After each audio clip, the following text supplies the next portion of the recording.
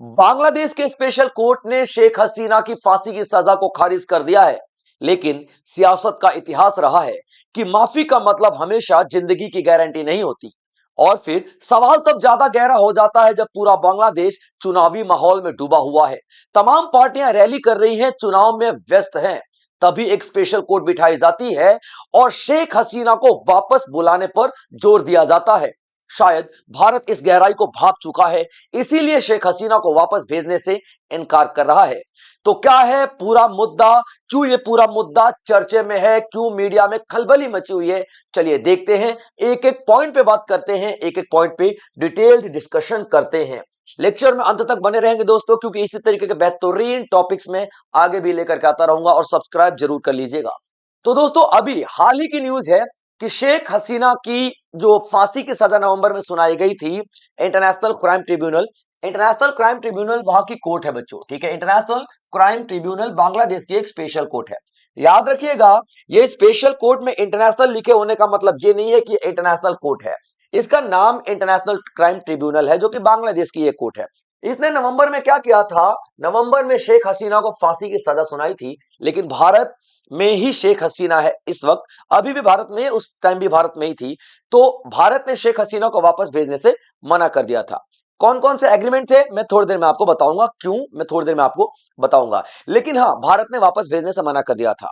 उस वक्त भी बांग्लादेश का पूरा एक ही मुद्दा था कि कुछ भी करके शेख हसीना यहां आए तो सही, आए और इनको फांसी की सजा हम लोग दे देंगे।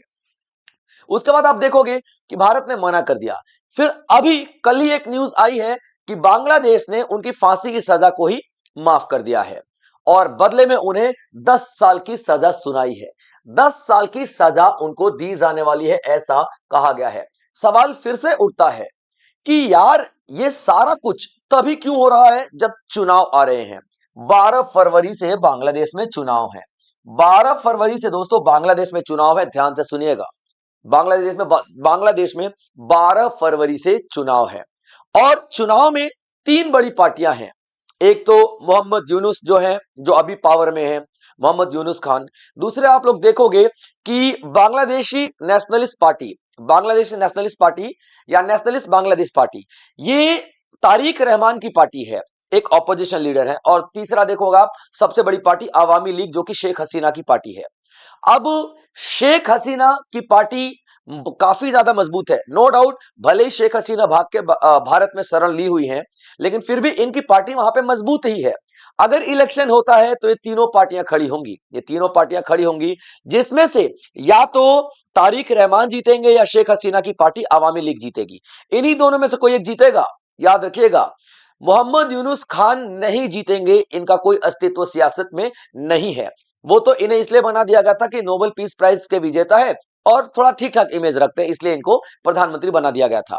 इसीलिए इनकी सरकार एंटरिम गवर्नमेंट है, ना कि परमानेंट गवर्नमेंट है। तभी तो इलेक्शन हो रहे हैं, है ना। तो यहां पर देखिए एंगल क्या खड़ा होता है। अगर तो शेख हसीना की सरकार जीत जाती है, अवामी लीग, तब भी भारत की फेवर में रहती है वो हमेशा। तारिक रहमान जीत जाते हैं, ठीक है, बांग्लादेश नेशनलिस्ट पार्टी जो है उनकी, तब भी वो भारत के फेवर में ही रहते हैं। लेकिन अगर बांग्लादेश वहां पे, अगर ये शेख हसीना वहां पे जाती हैं इस सजा को ग्रहण करने के लिए, इस सजा के अंतर्गत भारत अगर उनको हवाले कर देता है बांग्लादेश के, तो बांग्लादेश उनको साफ तौर पे फांसी ही लटकाएगा। ये 10 साल सिर्फ एक प्रोपेगेंडा है, सीधा फांसी पे लटकाएगा। आवामी पार्टी खत्म। बचे तारिक रहमान, जो खुद 17-18 साल के बाद भारत लौटे हैं, बांग्लादेश लौटे हैं भाई साहब। तो उनको तो वैसे भी बहुत ही कम ख्याति प्राप्त है, यानी कि वो बहुत ही कमजोर है एक तरीके से देखा जाए तो। हाँ, उनकी जो मदर थी वो इंपॉर्टेंट थी, उनकी मदर काफी ज्यादा बड़ी पॉलिटिशियन थी, लेकिन वो खुद 17-18 साल के बाद आए हैं। जैसे कि आप देख लीजिए, हमारे देश में राहुल गांधी आज तक अपना सत्ता में जगह बनाने की कोशिश कर रहे हैं, नहीं बना पा रहे हैं। क्यों भाई? ये बाहर से पढ़े लिखे हैं, बाहर की चीजों के बारे में, मतलब काफी लंबे समय बाद भारत में आते हैं और कहते हैं कि मैं लीडर बनूंगा। कुछ वैसा सही वहां पर भी है। तारिक रहमान लंबे समय के बाद आते हैं, तो वो तो एक कमजोर लीडर है मान लीजिए। यानी कि पहले पे अवामी लीग, दूसरे पे आती है तारिक रहमान की पार्टी बांग्लादेश नेशनल पार्टी, और तीसरे पे यूनुस मोहम्मद खान। तो यहाँ पे अगर शेख हसीना को मार दिया जाता है, फांसी पे लटका दिया जाता है, तो अवामी लीग खत्म हो गई। बची कौन सी? तारिक रहमान की पार्टी बची। तो तारिक रहमान यूं ही कमजोर है, उनको किसी न किसी तरीके से बिठा दिया जाएगा। और इन किसकी सरकार चलती रहेगी यहाँ पर? यूनुस खान की सरकार चलती रहेगी। और दूसरा पॉइंट ये भी है कि अगर शेख हसीना को हम लोग फांसी पे लटका देते हैं, यानी कि वो लोग फांसी पे लटका देते हैं, तो इलेक्शन होंगे ही नहीं। इतना ज्यादा खलबली मच जाएगी, इतना ज्यादा हबड़ मच जाएगा पूरे बांग्लादेश में। इलेक्शन नहीं होते हैं तब भी यहाँ पे मोहम्मद यूनुस खान ही कंटिन्यू करेंगे, और इलेक्शन होते हैं और शेख हसीना अगर नहीं है, आवामी पार्टी नहीं है, तब भी वही कंटिन्यू करेंगे। और यही मेन मुद्दा है बांग्लादेश की सियासत का आज की डेट में, क्योंकि मोहम्मद यूनुस खान पाकिस्तान के गोद में जाके बैठे हुए हैं और चाइना तो उनका माए बाप ही लगता है इस तरीके से, और भारत उनका कट्टर दुश्मन है। तो यहां पर चाइना और पाकिस्तान ये दोनों ही सपोर्ट कर रहे हैं मोहम्मद यूनुस खान को कि भैया जल्दी से शेख हसीना को बुलाओ और इनका काम तमाम करो, ताकि आप पावर में बने रहो और बांग्लादेश का इस्तेमाल पाकिस्तान और चाइना कर सके इंडिया के खिलाफ। ये पूरी की पूरी कहानी है। अभी इसी वजह से ये तो सिर्फ मैं आपको शेख हसीना की बात बता रहा हूं। शेख हसीना को 10 साल की सजा सुनाई गई है। शेख हसीना की टीम में और इनके जितने भी रिश्तेदार थे सभी को सजा सुना दी गई है, ताकि आवामी लीग जो है एकदम खत्म ही हो जाए। अभी देखिए इनको 10 साल की सजा सुनाई गई है। दो सजा इनके पास, दो सजा इनको सुनाई गई है 5-5 साल की। ठीक है, तो 5-5 साल मिलाकर 10 साल हो जाती है, यानी कि दो सजा है, 5-5 साल 10 साल हो गया। अगर और इसके अलावा 1 लाख टका बांग्लादेशी जो करेंसी है, 1 लाख टका इनको पेनल्टी के तौर पे भी देना पड़ेगा। अब अगर नहीं ये जमा करा पाते 1 लाख टका, तो 6 महीने का इनका जो एक्स्ट्रा जो जेल है, कैद है, वो बढ़ा दी जाएगी। अभी देख लेते किन किन को इनके साथ, जो आवामी पार्टी की और इनके कौन कौन से रिश्तेदारों को भी जेल में डाला जा रहा है। सबसे पहले देखेंगे रजवान मुजीब सिद्दीकी। ठीक है, इनके नेफ्यू यानी कि भतीजे हैं, इन्हें 7 साल की सजा सुनाई दे रही है, 7 साल की सजा सुनाई गई है। अजमीना सिद्दीकी नीस यानी इनकी भाजी है, इनको 7 साल की सजा सुनाई दी गई है। दुलीप रिजवाना सिद्दीक, ये इनकी नीस भांजी है, इनको 4 साल की सजा सुनाई दी गई है। मोहम्मद खुर्शीद आलम जो रजूक ऑफिशियल है। रजूक ऑफिशियल क्या होता है भाई साहब? देखिए रजूक, ठीक है, क्या नाम है इनका? रजूक। राजूक, राजूक क्या होता है ध्यान सुनेगा। रजूक जैसे हमारे यहाँ पे डेवलपमेंटल अथॉरिटी होती है ना, तो वैसे ही वहां की एक डेवलपमेंटल अथॉरिटी है। ठीक है, डेवलपमेंटल अथॉरिटी है, यानी कि शहरों को डेवलप करने का काम इसका होता है। जैसे कि मान लीजिए दिल्ली डेवलपमेंट बोर्ड है ना, या Delhi development authority, Agra development authority, Indore development authority, ये होता है ना, तो डेवलपमेंट अथॉरिटी का नाम है। तो ये जब बिल्डिंग बिल्डिंग बना रहे थे बांग्लादेश में, शहर शहर बना रहे थे, तो बहुत बड़ा घोटाला किया था इनके साथ मिल करके। किसने? शेख हसीना ने। यही सजा, यही मेन मुद्दा बना है। ठीक है, शेख हसीना ने। और पता कितनी बड़ी जमीन का घपला किया था? ठीक है, 2 कट्ठा। ठीक है, कितना? 2 कट्ठा जमीन का घपला किया गया था, याद रखना। 2 कट्ठा, बाप रे बाप, कितनी बड़ी जमीन। अब इतनी सी जमीन होती है, समझे? हमारे घरों में एक घर बन जाते हैं 1 कट्ठे में, इतनी छोटी जमीन होती है। तो इतने से जमीन के टुकड़े में हेर फेर के लिए 10 साल की सजा सुनाई दे रही है। मेन बात यह है कि भैया तुम आओ तो सही, 10 साल की सजा कब मौत में बदलेगी हम नहीं बता सकते। ठीक है, तो यहाँ पे सभी को सजा दी जा रही है जो उनसे जुड़ा हुआ है। अब इन पे करप्शन का चार्ज लगाया गया है। किस पे? तो शेख हसीना पे। डायरेक्ट तो बोल नहीं सकते हैं। देखिए मेन बात क्या है, इनको मारना ही मेन मकसद है, लेकिन करप्शन कुछ तो लगा के बुलाएंगे ना। तो इन पे करप्शन का चार्ज लगाया गया है। और कैसा करप्शन का चार्ज है? पूर्वांचल नाम का एक प्रोजेक्ट है, पूर्वांचल न्यू टाउन प्रोजेक्ट। मैंने आपको बताया था ना, ढाका में पूर्वांचल न्यू टाउन प्रोजेक्ट। ठीक है, याद रखना। और ये 10, ठीक है, अब देखो दो नहीं, 10-10 कट्ठा के 2 प्लॉट है। ठीक है, मेरी मिस्टेक थी। 10-10 कट्ठा के 2 प्लॉट है। 10-10 कट्ठा के 2 प्लॉट का हेरा फेरी किया है। किसके साथ मिलकर के? राजूक। राजूक मैंने बताया था ना, डेवलपमेंट अथॉरिटी है। ठीक है, तो आप देखो क्या कहा जा रहा है कि बांग्लादेश की कोर्ट के द्वारा कि शेख हसीना जो है ना, ठीक है, वो राजधानी उद्यान कात्रिपखा यानी कि डेवलपमेंट अथॉरिटी के साथ, जिनका नाम हम लोग राजूका लेते हैं, बांग्लादेश की डेवलपमेंट अथॉरिटी के साथ मिलकर के 10-10 कट्ठे के जो 2 प्लॉट हैं, 10 कट्ठा मतलब आधा बीघा, कितना ही जमीन हो जाएगा भाई साहब। ठीक है, तो इतने ये जमीनों का हेर फेर किया है इन्होंने, इसलिए उनको हम लोग ये सजा सुना रहे हैं। अभी देख लीजिए क्या बोला जा रहा है। प्रोसिक्यूशन क्लेम क्या कर रही है? ठीक है, अब्यूज ऑफ ऑफिशियल पोजीशन। आप प्रधानमंत्री थे इसलिए आप लोगों ने यहाँ पे अपने ये जमीन की हेर फेर करवाई है। ठीक है, misuse of influence for personal and family benefit. अपने परिवार का फायदा देने के लिए आपने ये रूल तोड़े हैं। अभी देखिए role of anti corruption commission. Anti corruption commission इनके खिलाफ बिठाई गई और एंटी करप्शन कमीशन ने ही ये सारी चीजें बताई हैं। ठीक है, तो केस फाइल किया गया 13 जनवरी 2025 को। आपको पता अगस्त 2024 से ही भारत में शेख हसीना है, लेकिन ये केस नवंबर में ये केस आप लोग देखोगे जनवरी 2025 में शुरू किया गया था, यानी कि छानबीन शुरू की गई थी। और कितने लोगों पर इल्जाम लगाए गए थे? 16 लोगों पर इल्जाम लगाए गए थे। पता है ना, 24 अगस्त को क्यों भाग के आई थी? 24 अगस्त को ये भाग के भारत में आई थी क्योंकि वहां पे दंगे भड़क गए थे, दंगे भड़क गए थे, इनके खिलाफ पूरी बांग्लादेश के यूथ से निकल पड़ी थी, तो ये भाग के भारत में आके शरण इन्होंने ले लिया था। ठीक है, 16% पे इल्जाम लगाए गए थे, उसके बाद 18 जो है, ठीक है, लास्ट में बढ़ के 18 हो गए, है ना। चार्जशीट जब फाइल हुई तो 18 दो इधर उधर से पकड़ के लाए होंगे। और अब आगे देखोगे 11 लोगों की गवाही ली गई, यानी कि पूरा टेस्टिमोनीज वगैरह किया गया, विटनेस किया गया। ठीक है, और ये सारा कुछ करने के बाद जो जजमेंट थी 2 फरवरी 2026 को आई है कि भैया आप तो दोषी हो, आप तो करप्टेड हो, आपको सजा दी जाएगी। ठीक है, अब देख लेते हैं पॉलिटिकल कॉन्टेक्स्ट, यानी कि शेख हसीना का अभी स्टेटस क्या है। तो शेख हसीना एक जो मास प्रोटेस्ट हुआ था 2024 में अगस्त में, उसके बाद से भारत में ही है। ठीक है, इंडिया में अगस्त 5 2025, नहीं ये पहले से ही है, 24 से ही भारत में है। ठीक है, याद रखना, 24 से नहीं, हाँ 24 से ही भारत में भाई साहब ये। ठीक है, याद रखना, ये थोड़ा सा गलत हो जाएगा। ठीक है, 24 में जो पूरा पूरा मुद्दा उठा था, 24 में सारा का सारा हम लोगों ने देखा था कि एक बहुत बड़ा मास प्रोटेस्ट होता है, और तब से लेकर के ये भारत के अंदर ही है। ठीक है, इनको फ्यूजिटिव डिक्लेयर कर दिया गया है उनके देश के द्वारा, यानी कि भगौड़ा घोषित कर दिया गया है। आप लोग देखोगे क्लियर अपन यहाँ पे। अब फिलहाल ये मुद्दा क्या आ रहा है कि भैया भगौड़ा घोषित हो गया है, उसमें मुद्दा क्या आ रहा है कि भाई साहब इलेक्शन के जस्ट कुछ दिन पहले ही ये वर्डिक्ट, ये फैसला क्यों आया है, ये बात समझने वाली बात है।